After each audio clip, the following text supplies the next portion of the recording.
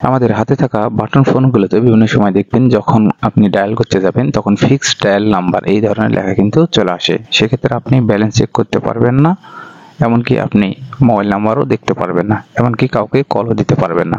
তো এরকম হলে সেটা কিভাবে ঠিক করবেন চলেন সেই প্রসেসটা আমি আপনাদেরকে দেখিয়ে দিই। এটার জন্য আপনি চলে যাবেন আপনার মেনু অপশনে আসার পরে আপনি কন্টাক্ট যে অ্যাপটা রয়েছে এখানে প্রবেশ করবেন।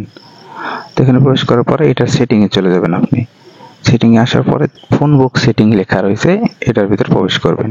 এরপর এক্সট্রা নাম্বার এটাতে আপনি প্রবেশ করবেন। এখানে দেখেন লেখা আছে ফিক্সড ডায়াল, এটা অন আছে, এটা আপনাকে অফ করতে হবে। আপনি লিস্ট চাইলে দেখতে পারেন।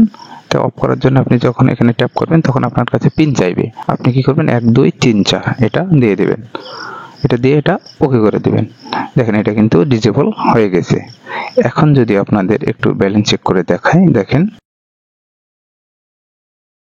এটা কিন্তু দেখাবে। বাস আপনার সমস্যা কিন্তু সমাধান। এখন আপনি যে কোনো নাম্বারে ইজিলি কল দিতে পারবেন। আশা করি পুরো প্রসেসটা বুঝতে পেরেছেন। ভিডিওটি সম্পূর্ণ দেখার জন্য অশেষ ধন্যবাদ।